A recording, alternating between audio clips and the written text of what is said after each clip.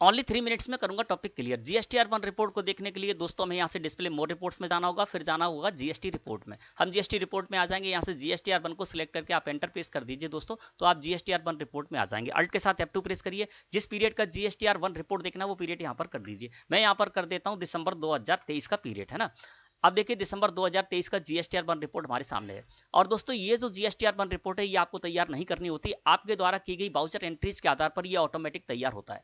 दोस्तों GSTR 1 return में हम अपनी आउटवर्ड सप्लाईज की जानकारी देते हैं, तो आउटवर्ड सप्लाईज से रिलेटेड हमने जो भी एंट्रीज की होंगी वो हमारी जीएसटीआर 1 रिटर्न में शामिल कर ली गई होंगी। अब इसको थोड़ा सा समझ भी लेते हैं। टोटल वाउचर्स में यहाँ पर 52 है, इसका मतलब ये है दोस्तों कि इस पीरियड के अंतर्गत मैंने टोटल 52 एंट्रीज की है। इंक्लूडिंग रिटर्न्स में 35 हो रहा है, इसका मतलब ये है कि 35 एंट्रीज ऐसी थी 52 एंट्रियों में से जो कि हमारी इस रिटर्न में शामिल होनी थी, तो वो इस रिटर्न में 35 एंट्री शामिल कर ली गई हैं।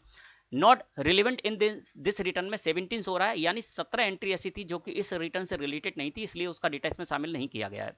अनसर्टेन ट्रांजैक्शन में यहाँ पर 0 हो रहा है, तो इसमें 0 ही शो होना चाहिए। यदि यहाँ पर 2 हो रहा है तो इसका मतलब ये है कि जो 2 एंट्री है उनका डेटा आपका शामिल नहीं हुआ है जीएसटीआर 1 में, है ना, तो उसमें कोई गलती की होंगी, तो आप यहीं से एंटर प्रेस कीजिए, उन गलतियों को सुधारिए और यहाँ पर 0 लेकर आइए, तभी आपका जीएसटीआर 1 रिटर्न सही माना जाएगा। अब दोस्तों आप जब भी जीएसटीआर 1 रिटर्न फाइल करने जाते हैं तो वहां पर आपको आउटवर्ड सप्लाईज की जानकारी अलग अलग टेबल में देनी होती है। उसी तरह से यहाँ पर अलग अलग टेबल में यहाँ पर आपकी जानकारी है जो भी आपने एंट्रीज की है। अब इनको थोड़ा समझ लेते हैं। सबसे पहले B2B इनवॉइसेस वाली टेबल है। इसमें दोस्तों आपने जो भी रजिस्टर्ड पार्टियों को सेल की होगी वो आपकी B2B इनवॉइसेस टेबल के अंतर्गत शामिल होगी। इसके अलावा B2C लार्ज इनवॉइसेस, तो आपने अपनी स्टेट से बाहर के कंज्यूमर या फिर अनरजिस्टर्ड को सेल किया और जो सेल का बिल दिया उसका अमाउंट 2,50,000 रुपए से ज्यादा है, तो B2C लार्ज इनवॉइसेस के अंतर्गत आपकी ऐसी एंट्री चली जाएगी।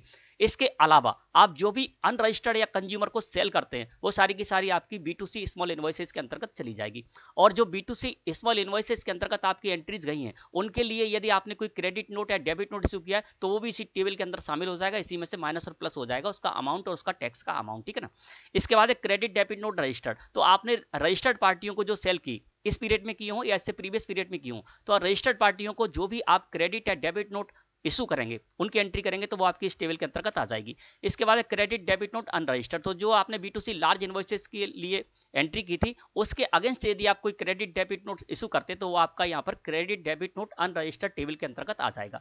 इसके बाद नील रेटेड में यहाँ पर 2 हो रहा है, तो नील रेटेड का मतलब ये है दोस्तों कि आपने चाहे रजिस्टर्ड पार्टियों को चाहे अनरजिस्टर्ड या कंज्यूमर को जो सेल की है, सेल का बिल दिया उसमें केवल और केवल आपने एग्जेम्प्ट या नील रेटेड सप्लाई की है तो वो आपके इसके अंतर्गत शामिल हो जाएगी ना। तो जिस तरह से यहाँ पर टेबल वाइज आपकी जानकारी है उसी तरह से जीएसटीआर 1 में भी टेबल वाइज जानकारी जाएगी, है ना। इसके बाद HSN SSC समरी को सिलेक्ट करके एंटर प्रेस कीजिए, तो इस पीरियड के अंतर्गत आपने जो भी स्टॉक आइटम सेल किए हैं उसमें आपने जो भी HSN कोड डाल रखे हैं तो उसके आधार पर यहाँ पर HSN समरी भी शो होती है और HSN समरी की जानकारी भी दोस्तों आपको देनी होती है ना। तो इस तरह से हमने जो भी एंट्रीज की एंट्रीज के आधार पर जीएसटीआर 1 रिपोर्ट तैयार हुई और इसमें जो भी एंट्री जिस टेबल से रिलेटेड थी उस टेबल में शामिल हो गई। जब हम अपनी जीएसटीआर 1 रिटर्न फाइल करने जाएंगे तो इसी तरह से टेबल वाइज वहां पर हमको जानकारी देनी होती है।